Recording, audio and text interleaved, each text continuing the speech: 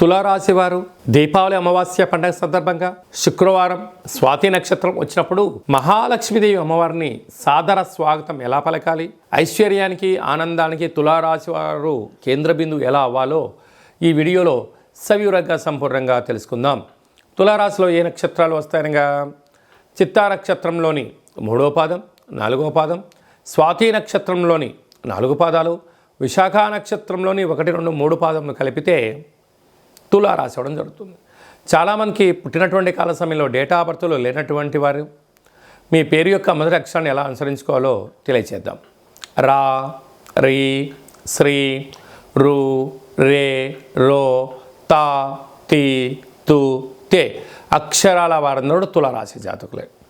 తులారాశికి అధిపతి శుక్రుడు అంటే కలత్రతకారకుడు, వాహనకారకుడు, లక్ష్మీ కటాక్షకారకుడు శుక్ర భగవానుడు. ఇక్కడికి రాశిలోనే రవి సంచారం చేయడం, 2వ స్థానంలో బుధ శుక్ర సంచార స్థితి ఉండడం, సంతాన స్థానంలో శని భగవానుడు స్వక్షేత్ర సంచార స్థితి ఉండడం, రుణరోగ శత్రుస్థానంలో రాహు సంచారం చేయడం, అష్టమంలో గురుదోషం ఉండడం, రాజ్యస్థానంలో కుజుడు నీచభంగ రాజయోగం సంచారంలో ఉండడం, వ్యయంలో కేతు భగవానుడు సంచారం చేయడం వల్ల గ్రహ యోగం కన్నా గ్రహ దోషం అధికంగా ఉంది కనుక ఇలాంటి కాల సమయంలో తులారాశి వారు తెలుపు పట్టు వస్త్రాలు ధరింపచేసుకోవడం, ఇంటికి కొబ్బరాకులు మామిడాకులు అలంకరించుకోవడం, ఇంటి సింహద్వారానికి లెఫ్ట్ అండ్ రైట్లో కూష్మాండ దీపాన్ని ఏర్పాటు చేసుకోవడం, మీ యొక్క జన్మ నక్షత్రం యొక్క ఛాయాచిత్రాన్ని ఇంట్లో ఉంచుకోవడం, జన్మ నక్షత్ర ఛాయాచిత్ర యంత్రాన్ని ఆ మంత్రాన్ని ఉచ్చరింపచేయడము, అలాగనే శుక్రవారం పూట ఈ యొక్క లక్ష్మీ గవ్వలకు గోమతి చక్రాలకు పంచామృతంలో అభిషేకం చేసుకొని ఈ సంవత్సరం రాజు కుజుడు అవ్వడం వలన ఎర్రటి బట్టలో మూట కట్టి ముడుపు కట్టుకొని బిరువాలో కానీ సింహద్వారాన్ని కానీ వేలాడదీసినట్లయితే గ్రహ దోషం తొలగి గ్రహ ఐశ్వర్యం కలిగి లక్ష్మీదేవి తులారాశి వారు సొంతం అని చెప్పి గమనించాలి. వృశ్చిక రాశి వారికి దీపావళి అమావాస్య శుక్రవారము స్వాతి నక్షత్ర సందర్భంగా లక్ష్మీదేవి అమ్మవారికి స్వాగతం ఎలా పలకాలి, ఒకవైపు అర్ధాష్టమ శని ప్రభావం చేత విలవిలలాడుతున్న వారందరికీ కూడా గ్రహ దోషం తొలగి గ్రహ యోగం ఎలా కలగాలో ఈ వీడియోలో సవివరంగా సంపూర్ణంగా తెలుసుకుందాం. వృశ్చిక రాశిలో ఏ నక్షత్రాలు వస్తాయనగా విశాఖ నక్షత్రంలో చివరి పాదమైన 4వ పాదము, అనురాధ నక్షత్రంలో 4 పాదాలు, జ్యేష్ఠ నక్షత్రం 4 పాదాలు కలిపితే వృశ్చిక రాశి. చాలామందికి డేటా ఆఫ్ బర్త్లు లేనటువంటి వారికి పేరు యొక్క మొదటి అక్షరాన్ని అనుసరిస్తూ ఆ రాశిని తెలుసుకునే ప్రయత్నం చేద్దాం. తో, నా, నీ, ను, నే, యా, ఈ, యు అనేటువంటి వారందరూ కూడా ఈ యొక్క వృశ్చిక రాశి జాతకులే. వృశ్చిక రాశి యొక్క అధిపతి కుజ భగవానుడు అవడం, రాశిలోనే బుధుడు శుక్ర సంచార స్థితి ఉండడం, అలాగనే అర్ధాష్టమ శని, పంచమ స్థానంలో రాహు, సప్తమంలో గురువు, భాగ్యంలో కుజుడు నీచభంగ రాజయోగము, అలాగనే లాభస్థానంలో కేతువు, వ్యయ స్థానంలో రవి భగవానుడు ఉండడం వలన అనవసరమైన ఖర్చులు పెరిగి అవసరానికి మించినటువంటి ఖర్చులు మిమ్మల్ని ముప్పేట దాడి చేసే పరిస్థితి ఉంటుంది. ఇలాంటి కాల సమయంలో ఈ వృశ్చిక రాశి జాతకులు వీళ్ళిద్దరికి ఎరుపు వస్త్రాలను పట్టు వస్త్రాలను ధరింపచేసుకోవడం, ఇంటి సింహద్వారం కూడా ఒక కూష్మాండ దీపాన్ని ఏర్పాటు చేసుకోవడం, పూజా మందిరంలో లక్ష్మీదేవి ఫోటోతో పాటు మీ యొక్క జన్మ నక్షత్రం యొక్క ఛాయాచిత్రాన్ని జన్మ నక్షత్రం యొక్క యంత్రాన్ని పూజా మందిరంలో ఉంచుకోవడం, అలాగనే లక్ష్మీ గవ్వలకు గోమతి చక్రాలకు పంచామృత అభిషేకం చేసుకొని ఈ సంవత్సరం అధిపతి రాజు అవ్వడం వలన ఎర్రటి బట్టలో మూట కట్టి బిరువాలో కానీ లేకపోతే సింహద్వారాన్ని కట్టడం వలన గ్రహ దోషం తొలగి, ఎందుకనగా అర్ధాష్టమ శని యొక్క ప్రభావం చివరిగా ఉండగా వచ్చినటువంటి దీపావళి, వచ్చే దీపావళి లోపల అద్భుతమైనటువంటి బంగారు భవిష్యత్తుకు స్వాగతం పలకాలి అన్నట్లయితే మీ యొక్క జన్మ నక్షత్రం యొక్క ఛాయాచిత్రాన్ని ఇంట్లో ఉంచుకున్నట్లయితే మీకు విపరీతమైన రాజయోగం మీ సొంతం అవుతుంది. కనుక జన్మ నక్షత్రం ఛాయాచిత్రం పొందాలనుకున్న వారు ఈ కింది నెంబర్ సంప్రదించినట్లయితే మీ యొక్క నక్షత్రం యొక్క ఛాయాచిత్రాన్ని, గోమతి చక్రాలను, అలాగనే లక్ష్మీ గవ్వలను, ప్రసాదాన్ని ముడుపు కట్టి మీకు పంపించడం జరుగుతుందని చెప్పి గమనించాలి. ధనుసు రాశి వారు దీపావళి అమావాస్య సందర్భంగా శుక్రవారం స్వాతి నక్షత్రం రోజున దరిద్ర దేవతను బయటికి పంపించి అదృష్టలక్ష్మి స్వాతం పలుకుతూ విపరీతమైన రాజయోగం ధనుసు రాశి వారి సొంతం అవ్వాలి అంటే ఎలాంటి విధి విధానాలు పాటించాలో ఈ వీడియోలో సవివరంగా సంపూర్ణంగా తెలుసుకుందాం. ధనుసు రాశిలో ఏ నక్షత్రాలు వస్తాయిగా? మూలా నక్షత్రంలో 4 పాదాలు, పూర్వాషాఢ నక్షత్రంలో 4 పాదాలు, ఉత్తరాషాఢ నక్షత్రంలో 1 పాదం కలిపితే ధనుసు రాశి అవడం జరుగుతుంది. చాలామందికి పుట్టినటువంటి కాల సమయంలో డేటా ఆఫ్ బర్త్లో లేనటువంటి కారణం వలన పేరు యొక్క మొదటి అక్షరాన్ని అనుసరిస్తూ ఆ రాశిని తెలుసుకునే ప్రయత్నం చేద్దాం. ఏ, యో, బా, భీ, బూ, ధా, బా, డా, బే అక్షరాల వారందరూ కూడా ధనుసు రాశి జాతకులే. ధనుసు రాశికి అధిపతి దేవగురు బృహస్పతి. వీరికి తృతీయంలో శని భగవానుడు స్వక్షేత్ర సంచార స్థితి, అర్ధాష్టమ రాహు, 6వ స్థానంలో గురు సంచార స్థితి, అష్టమంలో కుజుడు నీచభంగ రాజయోగము, రాజ్యస్థానంలో కేతువు, లాభస్థానంలో రవి, వ్యయంలో బుధ శుక్ర సంచార స్థితి ఉన్నప్పుడు గ్రహ యోగం కన్నా గ్రహ దోషం అధికంగా ఉండడం వలన నరాల బలహీనత, జలుబు, జ్వరాలు, సీజన్లుగా వచ్చే వ్యాధులు, చిన్న చిన్న విషయాలకు ఆందోళన, గొడవలు జరుగుతూ ఉంటాయి. మనశ్శాంతి లేని జీవితం పొందే పరిస్థితి ఉంటుంది.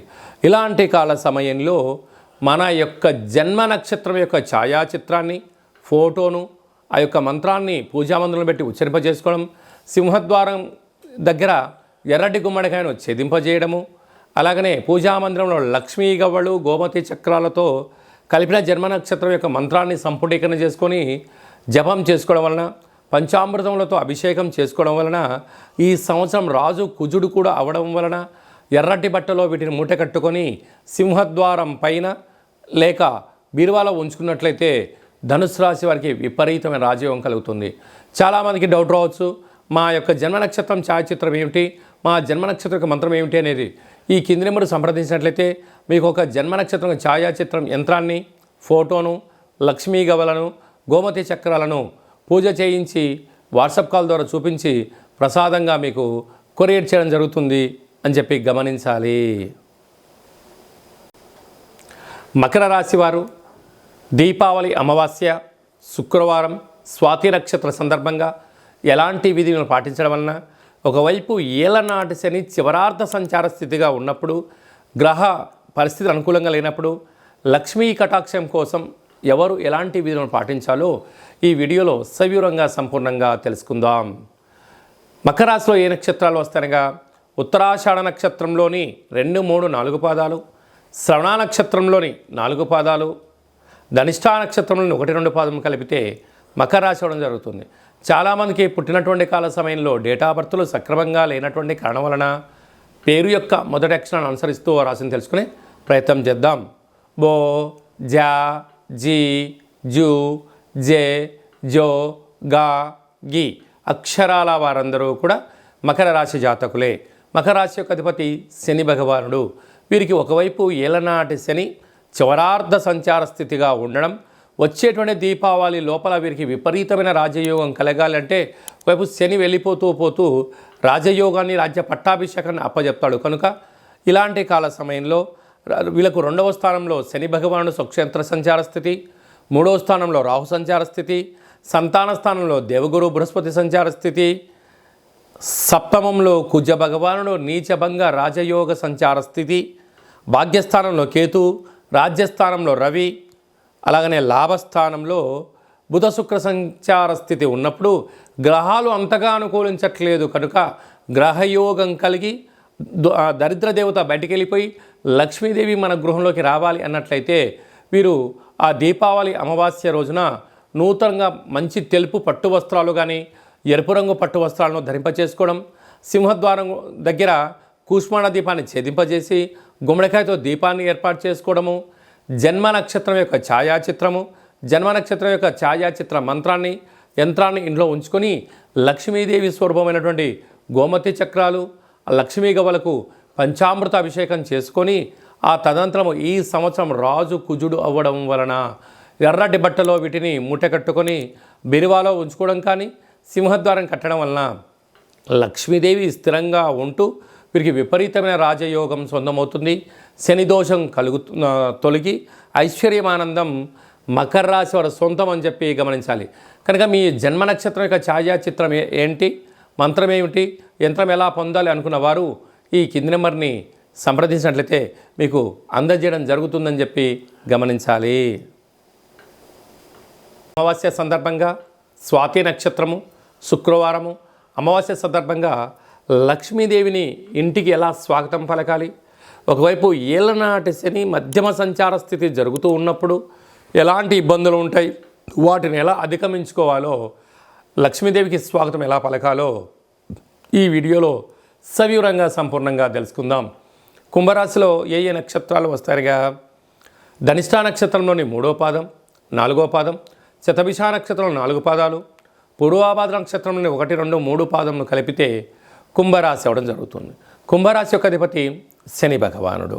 వీరు రాశిలోనే శని స్వక్షేత్ర సంచార స్థితి, 2వ స్థానంలో రాహువు, అర్ధాష్టమ గురువు, 6వ స్థానంలో కుజుడు నీచభంగ రాజయోగ సంచార స్థితి, అష్టమంలో కేతువు, భాగ్యంలో రవి, రాజ్యస్థానంలో బుధ శుక్ర సంచార స్థితి ఉన్నప్పుడు కాలమానం అంతగా అనుకూలంగా లేదు కనుక కాలం మనకు అనుకూలించగలగాలి అన్నట్లయితే ధనమూలం ఇదం జగత్ అని చెప్తాం. ధనవంతుడు దేనినైనా తట్టుకోగలడు, ధనహీనుడు చిన్న చిన్న వాటికి ఆందోళన పడుతుంటాడు. మనమందరము బలవంతులము, ధనవంతులము, జ్ఞానవంతులము, ఐశ్వర్యవంతులము, ఆనందవంతులుగా కావాలి అన్నట్లయితే సింహద్వారం దగ్గర తప్పకుండా ఒక కొబ్బరికాయను, ఒక నిమ్మకాయను, గుమ్మడికాయను ఛేదింపజేసి కూష్మాణ దీపం పెట్టడం, పూజా మందిరంలో మీ యొక్క జన్మ నక్షత్రం యొక్క ఛాయాచిత్రాన్ని, మంత్రాన్ని, యంత్రాన్ని ఉంచుకోవడం, లక్ష్మీ స్వరూపమైనటువంటి గోమతి చక్రాలు, అలాగనే లక్ష్మీ గౌలకు పూజ చేసుకొని ఇంటి సింహద్వారానికి పైన లేక బీరువాలో ఈ సంవత్సరం రాజు కుజుడు అవ్వడం వలన ఎర్రటి బట్టలో మూటకట్టి పెట్టడం వలన శని యొక్క ప్రభావం, కుజుడు యొక్క దోషం, అనేక రకాల ఆర్థిక ఇబ్బందులు తొలగి విపరీతమైన రాజయోగం కుంభరాశి వారి సొంతమవుతుంది. అంత బాగానే ఉంది, మా జన్మ నక్షత్రం యొక్క ఛాయాచిత్రం ఎలా ఉంటుందండి, ఆ మంత్రం ఏమిటి అనుకుంటున్న వారందరూ కూడా ఈ కింద సంప్రదించినట్టయితే మీ జన్మ నక్షత్రం యొక్క ఛాయాచిత్రాన్ని, యంత్రాన్ని, మంత్రాన్ని, లక్ష్మీ గవలను, గోమతి చక్రాలను పూజ చేయించి వాట్సాప్ కాల్ ద్వారా చూపించి మీకు ప్రసాదం అందజేయడం జరుగుతుంది అని చెప్పి గమనించగలరు. మీనరాశి వారు దీపావళి అమావాస్య శుక్రవారం స్వాతి నక్షత్ర సందర్భంగా లక్ష్మీదేవి అమ్మవారికి స్వాగతం ఎలా పలకాలి, ఒకవైపు ఏలనాటి శని ప్రారంభ సంచార స్థితిలో ఉండడం, అనేక రకాలుగా సతమవుతున్న వారందరూ కూడా ఈ చిన్న విధి విధానం పాటించడం వలన అద్భుతమైన ధనం మీనరాశి వారు సొంతమవుతుందని చెప్పి గమనించాలి. మీనరాశిలో ఏ నక్షత్రాలు వస్తాయిగా, పూర్వాభాద్ర నక్షత్రంలోని చివరి 4వ పాదం, ఉత్తరాభాద్ర నక్షత్రంలోని 4 పాదాలు, రేవతి నక్షత్రం 4 పాదాలు కలిపితే మీనరాశి. అలాగనే చాలామందికి పుట్టినటువంటి కాల సమయంలో డేటా ఆఫ్ బర్త్లు సక్రమంగా లేనటువంటి కారణం వలన పేరు యొక్క మొదటి అక్షరాన్ని అనుసరిస్తూ రాశిని తెలుసుకునే ప్రయత్నం చేద్దాం. ది, దుమ్, షం, జా, ధా, దే, దో, చా, చి అక్షరాల వారందరూ కూడా మీనరాశి జాతకులే. మీనరాశి యొక్క అధిపతి దేవగురు బృహస్పతి.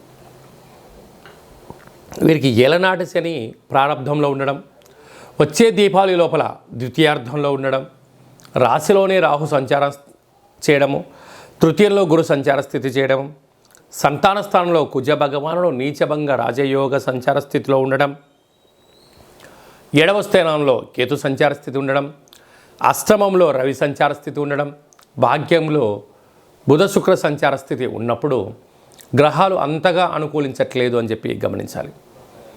ఇలాంటి కాల సమయంలో ఈ దీపావళి పండుగ రోజున ఇంటి గుమ్మం దగ్గర ఒక ఎర్రటి గుమ్మడికాయను ఛేదింపచేయడం, నిమ్మకాయను కొబ్బరికాయ కొట్టి కూష్మాణ దీపాన్ని ఏర్పాటు చేసుకోవడం, పూజా మందిరంలో విశేషంగా మీ యొక్క జన్మ నక్షత్రం యొక్క ఛాయాచిత్రాన్ని ఉంచుకోవడం, అలాగనే మీరు ఆ యొక్క జన్మ నక్షత్ర మంత్రాన్ని, యంత్రాన్ని ఉంచి లక్ష్మీదేవి స్వాగతం కొరకు లక్ష్మీ గవలను, గోమతి చక్రాలను ఏర్పాటు చేసుకొని పంచామృతములతో అభిషేకం చేసుకొని ఈ యొక్క సంవత్సరం రాజు కుజుడు అవ్వడం వలన ఆ ఎర్రటి బట్టలో మూట కట్టుకొని సింహద్వారం పైన కానీ లేకుంటే బీరువాలో కానీ ఉంచుకున్నట్లయితే శని దోషం తొలగి గ్రహయోగం కలిగి మీరు అనుకుంటున్న వృత్తులలో, ఉద్యోగాల్లో, వ్యాపారాల్లో అన్నింటా మీనరాశి వారు సొంతం అవుతుందని చెప్పి గమనించాలి.